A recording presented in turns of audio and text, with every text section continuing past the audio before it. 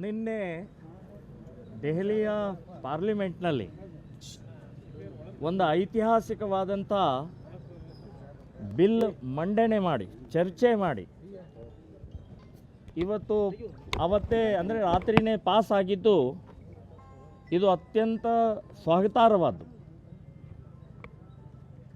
95ರಿಂದ ಅದಕ್ಕಿಂತ ಮುಂಚೆಯಿಂದಲೂ ಕೂಡ ವಕ್ಫ್ ಬೋರ್ಡ್ ಹೆಸರಿನಲ್ಲಿ ಸರ್ಕಾರಿ ಜಾಗ, ರೈತರ ಜಾಗ, ದೇವಸ್ಥಾನ ಜಾಗ, ಮಠದ ಜಾಗ, ದಲಿತರ ಜಾಗ, MLA MP ಗಳ ಜಾಗ ಅತಿಕ್ರಮಣ ಮಾಡಿಕೊಂಡು ಲೂಟಿ ಮಾಡ್ತಾ ಇರುವಂಥ ವಕ್ಫ್ ಬೋರ್ಡ್ ವಿರುದ್ಧ 44 ತಿದ್ದುಪಡಿಯ ಬಿಲ್ಲನ್ನು ಪಾಸ್ ಮಾಡಿದ್ದು ಸ್ವಾಗತಾರ್ಹವಾದ್ದು. ಕೇಂದ್ರದ BJPಯವರಿಗೆ, ನರೇಂದ್ರ ಮೋದಿಯವರಿಗೆ ಅಭಿನಂದನೆಗಳನ್ನು ಹೇಳ್ತಾ ಇದ್ದೀನಿ. ಇನ್ನು ಯಾರು ಇದನ್ನು ವಿರೋಧ ಮಾಡ್ತಾ ಇದ್ದಾರೆ, ದೇಶದ್ರೋಹಿಗಳವರು, ಅವರಿಗೆ ಸ್ವಲ್ಪ ಅವಲೋಕನ ಮಾಡ್ಕೊಳ್ಬೇಕು. ಬರೇ ವೋಟ್ ಬ್ಯಾಂಕ್ ಒಂದೇ ಅಲ್ಲ, ಬರೇ ನಿಮ್ಮ ಅಧಿಕಾರ ಒಂದೇ ಅಲ್ಲ, ದೇಶ ಇದೆ, ಧರ್ಮ ಇದೆ, ಜನ ಇದ್ದಾರೆ. ಲೂಟಿಕೋರರ ಪರವಾಗಿ ನಿಂತ್ಕೊಳ್ತೀರಿ. ಎಂಥ ಒಂದು ಪ್ರಜ್ಞೆ ಇಲ್ವಾ? ಸಂವಿಧಾನ ಮೀರಿ ಕಾನೂನನ್ನು ಕೊಟ್ಟಂಥ ಕಾಂಗ್ರೆಸ್ ಸರ್ಕಾರ ನಾಚಿಕೆ ಆಗಬೇಕು ನಿಮಗೆ. ಸುಪ್ರೀಂ ಕೋರ್ಟಿಗೂ ಕೂಡ ಹೋಗಂಗಿಲ್ಲ. ಡಾಕ್ಟರ್ ಅಂಬೇಡ್ಕರ್ ಅಪಮಾನ ಮಾಡಿದ್ರು ನೀವು. ಡಾಕ್ಟರ್ ಅಂಬೇಡ್ಕರ್ ಸಂವಿಧಾನವನ್ನು ಧಿಕ್ಕರಿಸಿ ವಕ್ಫ್ ಬೋರ್ಡಿಗೆ ಪವರ್ ಕೊಟ್ಟಿದ್ದು ನಿಮಗೆ ಸಂವಿಧಾನ ಬಗ್ಗೆ ಮಾತನಾಡೋಕ್ಕೆ ನೈತಿಕತೆ ಇದೆಯಾ? ನೀತಿಗಟ್ಟವ್ರು ನೀವು. ಬರೇ ಅಧಿಕಾರಿಗೋಸ್ಕರ ಮುಸ್ಲಿಮರನ್ನು ವೋಟ್ ಬ್ಯಾಂಕ್ ಮಾಡಿ ದುರುಪಯೋಗ ಮಾಡಿಕೊಂಡು ಅವರು ಎಲ್ಲಿ ಕೊಳಚೆಯಲ್ಲಿದ್ದಾರೆ ಅಲ್ಲೇ ಉಳಿದುವಂಗೆ ಮಾಡಿದಂಥ ನೀಚ ಕಾಂಗ್ರೆಸ್ಸಿಗರು ನೀವು. ಇದರ ಜೊತೆಗೆ ಕೆಲವೊಂದು ಮೌಲ್ವಿಗಳು ವಕ್ಫ್ ಬೋರ್ಡನ್ನು ವ್ಯವಸ್ಥಿತವಾಗಿ ತಮ್ಮ ಸ್ವಾರ್ಥಕ್ಕೆ ಉಪಯೋಗಿಸ್ಕೊಳ್ತಾ ಇದ್ರು. ಕಾಂಗ್ರೆಸ್ ಕೆಲವೊಂದು ವ್ಯಕ್ತಿಗಳು ನಿನ್ನೆ ಪಾರ್ಲಿಮೆಂಟ್ನಲ್ಲಿ ಉಲ್ಲೇಖ ಆಗಿದೆ. ಅಖಿಲ ಭಾರತೀಯ ರಾಷ್ಟ್ರೀಯ ಕಾಂಗ್ರೆಸ್ಸಿನ ಅಧ್ಯಕ್ಷರಾದಂಥ ಖರ್ಗೆ ಅವರು ಉಲ್ಲೇಖ ಆಗಿದೆ.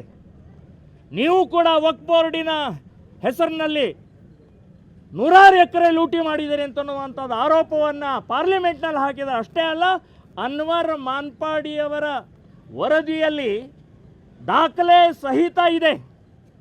ಇದಕ್ಕೆ BJPಯವರು ಕಾರಣ. BJPಯವರು ಅನ್ವರ್ ಮಾನ್ಪಾಡಿಯ ವರದಿಯನ್ನು ತಮ್ಮ ಕುರ್ಚಿ ಬುಡುಕಿಟ್ಕೊಂಡು ಇವತ್ತು ವಕ್ಫ್ ಬೋರ್ಡ್ ಬಗ್ಗೆ ಮಾತನಾಡುವಂಥ ಕರ್ನಾಟಕದ BJPಯವರಿಗೆ ನಾಚಿಕೆ ಆಗಬೇಕು. ಯಾಕೆ ಅನ್ವರ್ ಮಾನ್ಪಾಡಿಯ ಆ ವರದಿಯನ್ನು ಹೊರಗೆ ತೆಗಿಲಿಲ್ಲ? ಎಷ್ಟು ರೀತಿಯ ಡೀಲಿಂಗ್ ಆಗಿದೆಯೋ, ವ್ಯವಹಾರ ಆಗಿದೆಯೋ ಅಥವಾ ಇನ್ನೇನಾಗಿದೆಯೋ ಗೊತ್ತಿಲ್ಲ, ಬಹಿರಂಗಗೊಳಿಸಿ. ನೀವು ವಕ್ಫ್ ಬೋರ್ಡ್ ಬಗ್ಗೆ ಕರ್ನಾಟಕದ BJP ಮಾತಾಡಬೇಡಿ ನೀವು. ಸೊ ಕೇಂದ್ರ ಸರ್ಕಾರ ತಗೊಂಡಂಥ ಒಂದು ನಿರ್ಣಯ ಮತ್ತು ನಿಲುವು, ಬಿಲ್ ಪಾಸ್ ಆಗಿದ್ದು ಇಡೀ ದೇಶದ ಸುಭದ್ರತೆಗೆ, ದೇಶದ ಸುರಕ್ಷತೆಗೆ ಒಂದು ಒಳ್ಳೆಯ ಒಂದು ಘಟನೆ ಆಗಿದೆ ಅಂತನ್ನುವಂಥದ್ದು ಹೇಳ್ತಾ ಇದ್ದೀನಿ.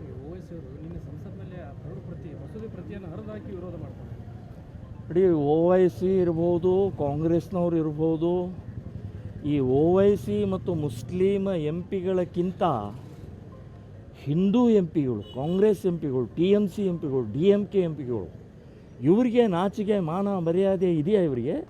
ಇವರು ನಾಳೆ ಇದೇ ವಕ್ಫ್ ಬೋರ್ಡಿನ ಮೂಲಕ ನಿಮ್ಮ ಆಸ್ತಿನೂ ಕಬಳಿಸಿದಾಗ ಆವಾಗ ನೀವು ಸತ್ತು ಹೋಗಿರ್ತೀರಿ ನೀವು. ಸೊ ಇಂಥ ನೀಚ ನಿರ್ಲಜ್ಜ ವ್ಯವಸ್ಥೆಯ ವಿರುದ್ಧ ನರೇಂದ್ರ ಮೋದಿಯವರು ತಗೊಂಡಂಥ ಕ್ರಮ ಅತ್ಯಂತ ಶ್ರೇಷ್ಠವಾಗಿದೆ ಅಂತನ್ನುವಂಥದ್ದು ಮಾಡ್ತೇನೆ. ಸಾವಿರ ಅಭಿನಂದನೆಗಳನ್ನು ನಾನು ನರೇಂದ್ರ ಮೋದಿಯವ್ರಿಗೆ ಹೇಳ್ತಾ ಇದ್ದೀನಿ. ನಿನ್ನೆ ದೆಹಲಿಯ ಪಾರ್ಲಿಮೆಂಟ್ನಲ್ಲಿ ಒಂದು ಐತಿಹಾಸಿಕವಾದಂಥ ಬಿಲ್ ಮಂಡನೆ ಮಾಡಿ ಚರ್ಚೆ ಮಾಡಿ ಇವತ್ತು ಅವತ್ತೇ ಅಂದರೆ ರಾತ್ರಿನೇ ಪಾಸ್ ಆಗಿದ್ದು ಇದು ಅತ್ಯಂತ ಸ್ವಾಗತಾರ್ಹವಾದ್ದು.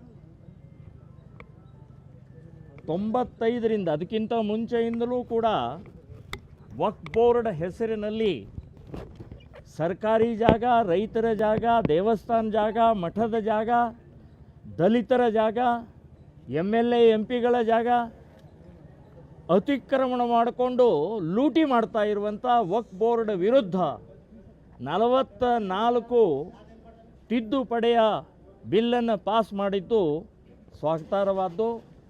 ಕೇಂದ್ರದ BJPಯವರಿಗೆ, ನರೇಂದ್ರ ಮೋದಿಯವರಿಗೆ ಅಭಿನಂದನೆಗಳನ್ನು ಹೇಳ್ತಾ ಇದ್ದೀನಿ.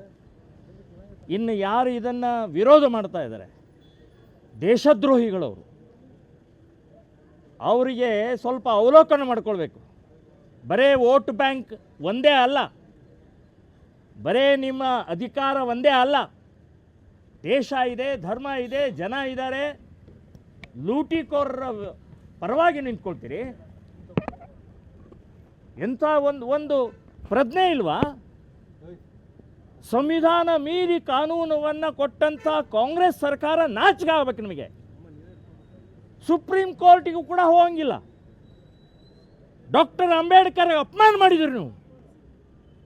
ಡಾಕ್ಟರ್ ಅಂಬೇಡ್ಕರ್ ಸಂವಿಧಾನವನ್ನು ಧಿಕ್ಕರಿಸಿ ವಕ್ಫ್ ಬೋರ್ಡಿಗೆ ಪವರ್ ಕೊಟ್ಟಿದ್ದು ನಿಮಗೆ ಸಂವಿಧಾನ ಬಗ್ಗೆ ಮಾತನಾಡೋಕ್ಕೆ ನೈತಿಕತೆ ಇದೆಯಾ? ನೀತಿಗಟ್ಟವ್ರು ನೀವು. ಬರೇ ಅಧಿಕಾರಿಗೋಸ್ಕರ ಮುಸ್ಲಿಮರನ್ನು ವೋಟ್ ಬ್ಯಾಂಕ್ ಮಾಡಿ ದುರುಪಯೋಗ ಮಾಡಿಕೊಂಡು ಅವರು ಎಲ್ಲಿ ಕೊಳಚೆಯಲ್ಲಿದ್ದಾರೆ ಅಲ್ಲೇ ಉಳಿದುವಂಗೆ ಮಾಡಿದಂಥ ನೀಚ ಕಾಂಗ್ರೆಸ್ಸಿಗರು ನೀವು. ಇದರ ಜೊತೆಗೆ ಕೆಲವೊಂದು ಮೌಲ್ವಿಗಳು ವಕ್ಫ್ ಬೋರ್ಡನ್ನು ವ್ಯವಸ್ಥಿತವಾಗಿ ತಮ್ಮ ಸ್ವಾರ್ಥಕ್ಕೆ ಉಪಯೋಗಿಸ್ಕೊಳ್ತಾ ಇದ್ರು. ಕಾಂಗ್ರೆಸ್ ಕೆಲವೊಂದು ವ್ಯಕ್ತಿಗಳು ನಿನ್ನೆ ಪಾರ್ಲಿಮೆಂಟ್ನಲ್ಲಿ ಉಲ್ಲೇಖ ಆಗಿದೆ. ಅಖಿಲ ಭಾರತೀಯ ರಾಷ್ಟ್ರೀಯ ಕಾಂಗ್ರೆಸ್ಸಿನ ಅಧ್ಯಕ್ಷರಾದಂಥ ಖರ್ಗೆ ಅವರು ಉಲ್ಲೇಖ ಆಗಿದೆ. ನೀವು ಕೂಡ ವಕ್ಫ್ ಬೋರ್ಡಿನ ಹೆಸರಿನಲ್ಲಿ 100 ಎಕರೆ ಲೂಟಿ ಮಾಡಿದ್ದೀರಿ ಅಂತನ್ನುವಂಥದ್ದು ಆರೋಪವನ್ನು ಪಾರ್ಲಿಮೆಂಟ್ನಲ್ಲಿ ಹಾಕಿದ್ದಾರೆ. ಅಷ್ಟೇ ಅಲ್ಲ, ಅನ್ವರ್ ಮಾನ್ಪಾಡಿಯವರ ವರದಿಯಲ್ಲಿ ದಾಖಲೆ ಸಹಿತ ಇದೆ. ಇದಕ್ಕೆ BJPಯವ್ರ ಕಾರಣ. BJPಯವರು ಅನ್ವರ್ ಮಾನ್ಪಾಡಿಯ ವರದಿಯನ್ನು ತಮ್ಮ ಕುರ್ಚಿ ಬುಡುಕಿಟ್ಕೊಂಡು ಇವತ್ತು ವಕ್ಫ್ ಬೋರ್ಡ್ ಬಗ್ಗೆ ಮಾತನಾಡುವಂಥ ಕರ್ನಾಟಕದ BJPಯವರಿಗೆ ನಾಚಿಕೆ ಆಗಬೇಕು. ಯಾಕೆ ಅನ್ವರ್ ಮಾನ್ಪಾಡಿಯ ಆ ವರದಿಯನ್ನು ಹೊರಗೆ ತೆಗಿಲಿಲ್ಲ? ಎಷ್ಟು ರೀತಿಯ ಡೀಲಿಂಗ್ ಆಗಿದೆಯೋ, ವ್ಯವಹಾರ ಆಗಿದೆಯೋ ಅಥವಾ ಇನ್ನೇನಾಗಿದೆಯೋ ಗೊತ್ತಿಲ್ಲ, ಬಹಿರಂಗಗೊಳಿಸಿ. ನೀವು ವಕ್ಫ್ ಬೋರ್ಡ್ ಬಗ್ಗೆ ಕರ್ನಾಟಕದ BJP ಮಾತಾಡಬೇಡಿ ನೀವು. ಸೊ ಕೇಂದ್ರ ಸರ್ಕಾರ ತಗೊಂಡಂಥ ಒಂದು ನಿರ್ಣಯ ಮತ್ತು ನಿಲುವು, ಬಿಲ್ ಪಾಸ್ ಆಗಿದ್ದು ಇಡೀ ದೇಶದ ಸುಭದ್ರತೆಗೆ, ದೇಶದ ಸುರಕ್ಷತೆಗೆ ಒಂದು ಒಳ್ಳೆಯ ಒಂದು ಘಟನೆ ಆಗಿದೆ ಅಂತನ್ನುವಂಥದ್ದು ಹೇಳ್ತಾ ಇದ್ದೀನಿ.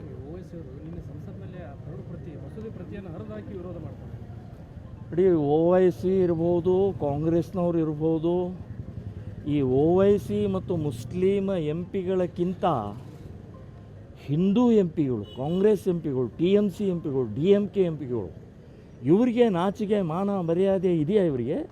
ಇವರು ನಾಳೆ ಇದೇ ವಕ್ಫ್ ಬೋರ್ಡಿನ ಮೂಲಕ ನಿಮ್ಮ ಆಸ್ತಿನೂ ಕಬಳಿಸಿದಾಗ ಆವಾಗ ನೀವು ಸತ್ತು ಹೋಗಿರ್ತೀರಿ ನೀವು.